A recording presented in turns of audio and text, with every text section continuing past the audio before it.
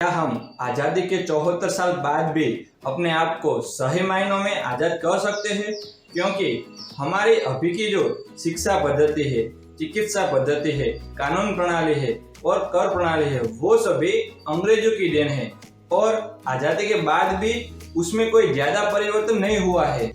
आज मैं इस वीडियो में आप लोगों को उस महान हस्ती के बारे में जानकारी दूंगा जिसने भारतीयों की वर्षों से सोई हुई आत्मा को जगाया है और भारत के लोगों को भारत की सच्ची पहचान कराई है। और उस महान हस्ती का नाम है राजीव दीक्षित जी, जिन्होंने भारत के लोगों को भारत की सच्ची शिक्षा पद्धति, चिकित्सा पद्धति, कानून प्रणाली, कर प्रणाली, संस्कृति और सभ्यता एवं ऐसे अनेक विषयों से अवगत कराया जिनको हमारे सामने तोड़ मरोड़ कर या फिर गलत तौर पर प्रस्तुत किया गया था। मित्रों, इस वीडियो में आप मुख्य तौर पर 4 बातें जानेंगे। पहली बात, राजीव दीक्षित जी का जीवन। दूसरी बात, राजीव दीक्षित जी के कार्य। तीसरी बात, राजीव दीक्षित जी को हम सच्चे तौर पर श्रद्धांजलि कैसे दे सकते हैं। और चौथी बात, हमें स्वदेशी चीजें क्यों अपनानी चाहिए। तो मित्रों, आखिर तक इस वीडियो को जरूर देखना। स्वदेशी के प्रखर प्रवक्ता, आजादी बचाओ आंदोलन के संस्थापक एवं भारत स्वाभिमान ट्रस्ट के राष्ट्रीय सचिव राजीव जी का जन्म 30 नवंबर 1967 को रात्रि के 12:20 पर उत्तर प्रदेश के नाह गांव में राधेश्याम दीक्षित और मिथिलेश कुमारी के घर पर हुआ था। और परमात्मा ने भी ऐसा अजीब संजोग बनाया कि उनका देहावसान भी 30 नवंबर 2010 को रात्रि के 12 बजे के बाद ही हुआ। अब जानते हैं राजीव भाई की शिक्षा के बारे में। उनकी प्रारंभिक और माध्यमिक शिक्षा फिरोजाबाद से हुई। उन्होंने अपना BTech Indian Institute of Information Technology Prayagraj से किया और उन्होंने अपना एमटेक IIT कानपुर से किया। उन्होंने कुछ समय भारत के CSIR मतलब council of scientific and industrial research के साथ और कुछ समय भारत के पूर्व राष्ट्रपति डॉक्टर APJ अब्दुल कलाम के साथ काम किया था।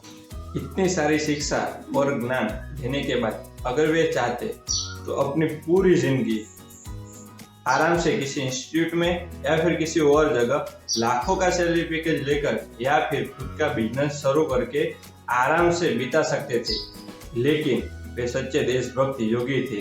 उसके बाद वे भारत को स्वदेशी बनाने और विदेशी कंपनियों की लूट से मुक्त कराने के आंदोलन में कूद पड़े। अभी मैं आपको राजीव भाई के जीवन का एक किस्सा सुनाऊंगा, जिसको सुनने के बाद हमको समझ में आएगा कि किसी भी देश के लिए उसकी मातृभाषा का महत्व कितना सारा होता है। लेकिन आज भी हमारे देश में हमारी मातृभाषा हिंदी को उतना महत्व नहीं दिया जाता। बीटेक की पढ़ाई के दौरान एक बार राजीव भाई नीदरलैंड देश के एम्स्टर्डम शहर में शोध के लिए गए। वहां पर एक सम्मेलन में जब उन्होंने अपना रिसर्च पेपर यानी कि शोध पत्र अंग्रेजी में पढ़ना शुरू किया, तब एक डच वैज्ञानिक ने उनको रोका और कहा कि आप अपना शोध पत्र अंग्रेजी में क्यों पढ़ते हो, जबकि आपकी मातृभाषा तो हिंदी है। उसके जवाब में राजीव भाई ने बताया कि हो सकता है कि आपको हिंदी समझ में ना आए। तब उस डच वैज्ञानिक ने कहा कि मुझे हिंदी समझ में ना आए, उसे आपको क्या। अगर किसी को हिंदी समझ में नहीं आती तो वो भाषा अनुवाद यंत्र की मदद से उसको अपनी मातृभाषा में समझेगा। आगे उस डच वैज्ञानिक ने कहा कि आज तुम किसी और की भाषा कॉपी कर रहे हो, कल किसी और का शोध पत्र कॉपी कर लोगे, तो मैं कैसे मानूं कि अंग्रेजी में लिखा हुआ ये शोध पत्र तुम्हारा है। ये बात उनको खिले की तरह दिल में चुभ गई और इसके बाद वे भारत को सभी तरह से स्वदेशी बनाने के आंदोलन में कूद पड़े। अब आगे आप जानेंगे राजीव दीक्षित जी के उन महान कार्यों को और अथक परिश्रम को, जिनके कारण वे आज भी हमारे बीच अमर है। अंग्रेज भारत क्यों आए थे, उन्होंने हमें गुलाम क्यों बनाया, अंग्रेजों ने भारतीय संस्कृति और सभ्यता, हमारी शिक्षा, आयुर्वेद और उद्योग को क्यों और किस तरह नष्ट किया, हमारा श्रेष्ठ आयुर्वेद और शिक्षा पद्धति कैसी थी, इत्यादि विषयों पर राजीव दीक्षित जी ने अपने जीवन के पिछले 15 साल में 20,000 से अधिक व्याख्यान दिए थे 18वीं सदी के आसपास हमारी शिक्षा पद्धति और आयुर्वेद कितने ज्यादा श्रेष्ठ थे, उन विषयों पर राजीव भाई के प्रवचनों के कुछ अंश की अभी मैं आपको जानकारी दूंगा। 18वीं सदी में ब्रिटिश सरकार ने भारत में 2 अंग्रेज अफसर भेजे थे, जिनका काम था भारत की वर्तमान शिक्षा पद्धति को जानना और उसे किस तरह नष्ट किया जाए उस विषय पर विस्तृत रिपोर्ट तैयार करना। उन दोनों अंग्रेज अफसरों का नाम था टी.वी. मैकॉले और विलियम एडम। उन दोनों ने 1780 पन्ने की एक विस्तृत रिपोर्ट तैयार की और उसे ब्रिटेन की संसद हाउस ऑफ कॉमन्स में प्रस्तुत किया। इस रिपोर्ट पर 2 फरवरी सन 1835 को टी.वी. मैकॉले ने ब्रिटेन की संसद हाउस ऑफ कॉमन्स में एक भाषण दिया कि I have travelled length and breadth of India, मतलब कि मैंने भारत का उत्तर, दक्षिण, पूर्व, पश्चिम यानी कि पूरा भारत देख लिया है, लेकिन पूरे भारत में मेरे को कहीं भी एक भी भिखारी देखने को नहीं मिला, कहीं भी बेरोजगार आदमी देखने को नहीं मिला। किसी गांव के किसी कोने में किसी स्थान पर कोई ऐसा व्यक्ति नहीं मिला जो पराश्रित हो। और ये बात है सन 1835 के भारत की, आज से करीब 187 साल पहले, जब भारत में कोई भिखारी नहीं था, कोई बेरोजगार नहीं था। आगे मैकॉले बताता है कि मैंने दुनिया के कई शहर देखे, जैसे कि न्यूयॉर्क, शिकागो, लंदन, मॉस्को, लेकिन दुनिया के इन सभी शहरों की संपत्ति भारत के एक शहर से भी कम है। और ऐसे तो भारत में अनेक शहर हैं, लेकिन उनमें से एक शहर का नाम है सूरत। फिर वो बताता है कि अगर किसी देश के पास इतनी सारी धन संपदा हो तो उसको गुलाम बनाना असंभव तो नहीं, लेकिन मुश्किल बहुत है। आगे वो ब्रिटिश सरकार को सुझाव देता है कि अगर भारत को गुलाम बनाना हो तो उसकी संपत्ति नष्ट कर दो। फिर ब्रिटेन के सांसद मैकॉले को पूछते हैं कि भारत के धन, संपत्ति और वैभव को खत्म करने के लिए तुम्हारे पास क्या योजना है। तो मैकॉले कहता है कि भारत का वैभव उसकी शिक्षा के कारण है, तो उसकी शिक्षा को नष्ट कर दो। तब कोई उसे पूछता है कि बताओ भारत में शिक्षा कैसे है। तब मैकॉले बताता है कि भारत में निरक्षरता लगभग ना के बराबर है, मतलब 100% साक्षरता है। आगे वो बताता है कि दक्षिण भारत में साक्षरता 100% है, पश्चिम भारत में साक्षरता 98% है, उत्तर भारत में साक्षरता लगभग 82% है और बचे हुए भारत और मध्य भारत में साक्षरता लगभग 87% है। तो मैं ऐसा कह सकता हूँ कि लगभग पूरा भारत 100% साक्षर है। तब किसी सांसद ने पूछा कि बताओ इस समय हमारे मतलब कि ब्रिटेन की साक्षरता कितनी है। तब ब्रिटेन के एजुकेशन मिनिस्टर ने बताया कि इस समय पूरे ब्रिटेन की कुल साक्षरता 17% भी नहीं है। तो भारत की साक्षरता 100% कैसे है?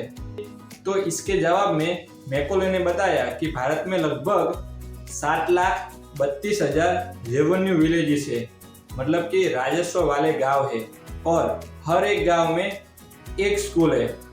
फिर किसी ने पूछा कि बताओ भारत में लोग इसको स्कूल ही कहते हैं। तब मैकॉले ने बताया कि ये तो आपकी समझ के लिए मैंने इसको स्कूल कहा, लेकिन भारत में लोग इसको गुरुकुल कहते हैं। तब कोई पूछता है कि बताओ यहाँ पर कितने विद्यार्थी पढ़ते हैं। तब मैकॉले बताता है कि यहाँ पे सबसे बड़ा गुरुकुल 20,000 विद्यार्थियों का है और छोटे से छोटा गुरुकुल 200 विद्यार्थियों का है। तब किसी ने पूछा कि इतने बड़े विद्यार्थियों का समूह कैसे बढ़ता है और कैसे इतने बड़े गुरुकुल की व्यवस्था होती है। तब मैकॉले ने बताया कि भारत के सभी गुरुकुलों में मॉनिटोरियल एजुकेशन होता है, मतलब कि अगर किसी गुरुकुल में एक आचार्य है और उसके साथ करीब 50 जितने विद्यार्थी है, तब वह एक आचार्य उन 50 विद्यार्थियों को पढ़ाएगा और वह 50 विद्यार्थी उसके नीचे के सभी विद्यार्थियों को सिखाएंगे। तो इस तरह अगर किसी गुरुकुल में एक आचार्य है और उसके साथ करीब 50 जितने विद्यार्थी है, तब वह 20,000 विद्यार्थियों के गुरुकुल को संभालेंगे। फिर किसी ने पूछा कि मैंने तो सुना है कि भारत में सिर्फ ब्राह्मणों को ही ज्यादा शिक्षा मिलती है। तब मैकॉले ने बताया कि ऐसा नहीं है। दस्तावेज के हिसाब से देखें तो भारत में शिक्षा सभी वर्णों के लिए है। और उसने आगे बताया कि अगर परसेंटेज के हिसाब से देखें तो दक्षिण भारत के गुरुकुलों में शूद्रों की संख्या ज्यादा है, पश्चिम भारत के गुरुकुलों में ब्राह्मण और वैश्य की संख्या ज्यादा है और उत्तर भारत के गुरुकुलों में क्षत्रिय की संख्या ज्यादा है और मध्य भारत के गुरुकुलों में सभी वर्ण समान है। तब कोई पूछता है कि अच्छा बताओ, इन प्राध्यापकों के ट्रेनिंग के लिए कोई सेंटर रहते हैं? तब मैकॉले बताता है कि हर गुरुकुल के साथ उच्च अध्यापन केंद्र जुड़े हुए हैं और वहां पर प्राध्यापकों को पढ़ाने के लिए तैयार किया जाता है।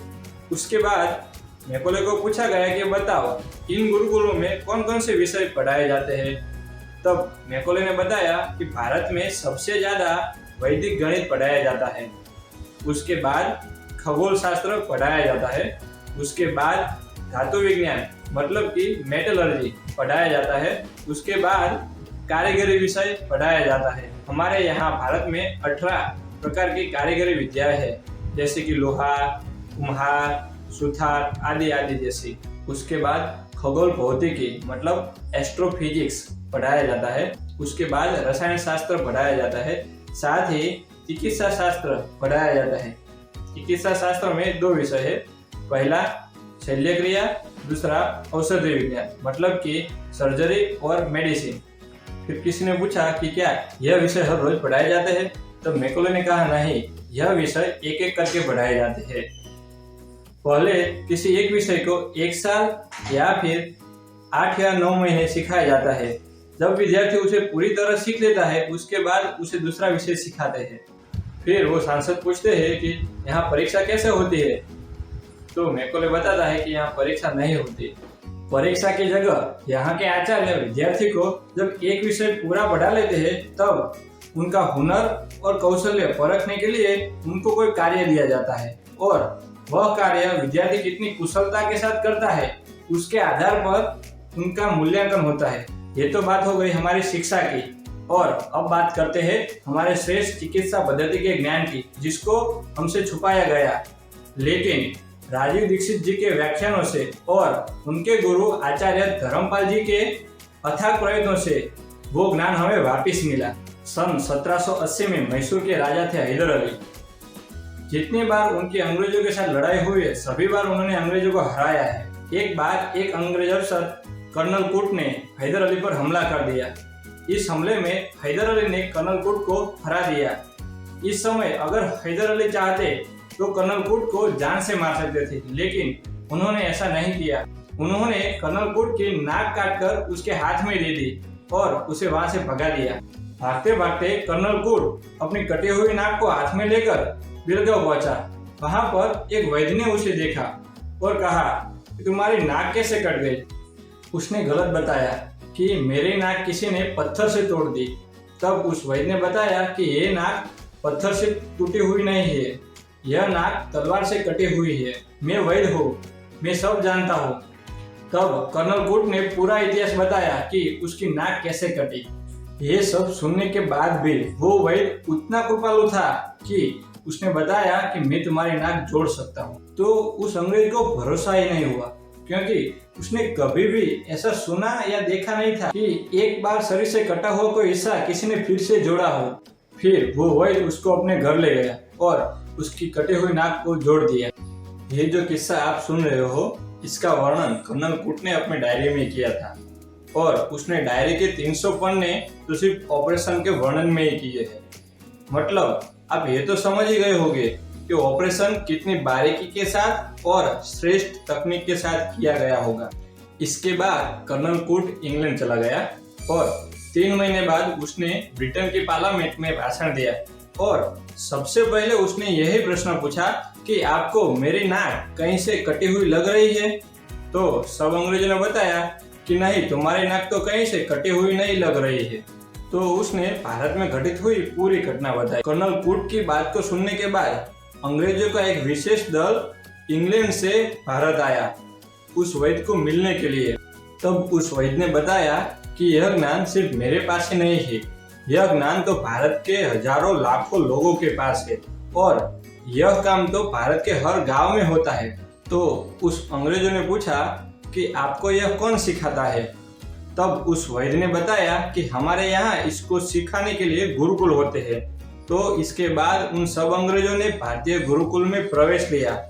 वहाँ पर सभी प्रकार की सर्जरी सीखी और सीखने के बाद वे वापस इंग्लैंड गए और वहां पर सबको सिखाया।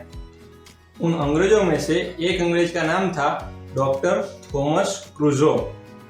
उसने बाद में बताया कि मैंने जिस गुरु के पास से इतना बड़ा ज्ञान प्राप्त किया और उस गुरु ने इसके बदले में मेरे से एक भी पैसा नहीं लिया, और मेरे को इस बात का अभी भी आश्चर्य है। फिर डॉक्टर थॉमस क्रूजो ने इंग्लैंड में प्लास्टिक सर्जरी सिखाने के स्कूल खोले और वहां पर सब अंग्रेजों ने प्लास्टिक सर्जरी सीखी। आज हमारे लिए बड़ी दुर्भाग्य की बात है कि डॉक्टर थॉमस क्रूजो और उसकी शुरू की गई हुई स्कूल को विश्व जानता है, लेकिन उस डॉक्टर को सिखाने वाले भारतीय वैद्य और हमारी गुरुकुल को विश्व नहीं जानता। अभी तक तो मैंने राजीव दीक्षित जी के व्याख्यानों के कुछ ही अंश प्रस्तुत किए हैं, लेकिन अगर आप सच्चे देशभक्त हैं और देश के सच्चे इतिहास को, जिसको हमसे छुपाया गया, उसको देखना और समझना चाहते हैं, तो मैंने इंटरनेट पर राजीव दीक्षित जी के जितने भी व्याख्यान और ज्ञान है उन सब की लिंक वीडियो के डिस्क्रिप्शन में दे दी है और वहां पर जाकर आप उनके सभी व्याख्यानों को देख सकते हैं। आज राजीव भाई हमारे साथ नहीं है, लेकिन वे आज भी हमारे दिलों में जिंदा है। प्रमुख मीडिया के माध्यम और इंटरनेट के अनुसार उनकी मृत्यु दिल का दौरा पड़ने की वजह से हुई है। उनकी मृत्यु पर कई सवाल उठे हैं, लेकिन उनके जवाब अभी तक नहीं मिले हैं। उन सवालों में से पहला सवाल यह है कि उनके पास हमेशा एक थैला रहा करता था और उस थैले में वह इमरजेंसी के समय काम आने वाली आयुर्वेदिक दवाएं रखते थे, लेकिन जिस दिन उनकी मृत्यु हुई उसी दिन उस थैले में से वह आयुर्वेदिक दवा क्यों गायब थी। दूसरा सवाल यह है कि मरने के बाद उनका चेहरा काला और होठ नीले क्यों हो गए थे। तीसरा सवाल यह है कि उनकी बॉडी का पोस्टमार्टम रिपोर्ट क्यों नहीं किया गया, जबकि उनके छोटे भाई प्रदीप दीक्षित और उनके साथी चिल्ला कर बॉडी का पोस्टमार्टम करने के लिए कह रहे थे। चौथा और सबसे अहम सवाल, अगर राजीव भाई को मारा गया है तो किसने मारा? क्या यह उन विदेशी मल्टीनेशनल कंपनियों की साजिश थी जिनके नाक में दम कर दिया था राजीव भाई ने, या फिर किसी और की साजिश थी? प्रश्न अनेक है, लेकिन जवाब अभी तक नहीं मिले। आज मुझे राजीव भाई की एक बात याद आ रही है, कोई भी कार्य असंभव नहीं होता, करने वालों का संकल्प कितना बड़ा है महत्व तो उस बात का है। जिस दिन हमारा राष्ट्र के लिए संकल्प हमसे बड़ा हो जाएगा, हमारे परिवार से बड़ा हो जाएगा, उस दिन राष्ट्र के लिए दिखने वाला हर असंभव कार्य भी सामान्य हो जाएगा, मामूली हो जाएगा। तो चलिए आज से हम संकल्प लेते हैं कि जितना हो सके उतना स्वदेशी ही अपनाएंगे। रुकिए, ऐसा संकल्प तो हमने कई बार लिया है, जब भारत और चीन की सेना आमने सामने हो जाती है या फिर हमारा कोई सैनिक सरहद पर मारा जाता है। लेकिन दिल पर हाथ रखकर खुद से यह प्रश्न पूछो कि कितनी बार हमने इस संकल्प का पालन किया है या फिर कितने लंबे समय तक इसका पालन किया है। तो चलिए साथ मिलकर हम प्रण लेते हैं कि आजीवन ज्यादा से ज्यादा स्वदेशी चीजें ही अपनाएंगे। हम खुद से पहले राष्ट्र के बारे में सोचेंगे, हम गर्व के साथ मातृभाषा को अपनाएंगे। इस तरह संकल्प लेकर और उसको निभाकर हम राजीव दीक्षित जी को सच्चे तौर पर सच्ची श्रद्धांजलि अर्पित कर सकेंगे। स्वदेशी वस्तुओं को हम आसानी से पहचान सके, उसके लिए स्वदेशी और विदेशी वस्तुओं की मैंने एक यादी तैयार की है, जिससे आप वीडियो के डिस्क्रिप्शन में जाकर पीडीएफ स्वरूप में डाउनलोड कर सकेंगे। इस यादी में मैंने 60 से भी अधिक प्रकार की चीजों को स्वदेशी और विदेशी चीजों में विभाजित किया है।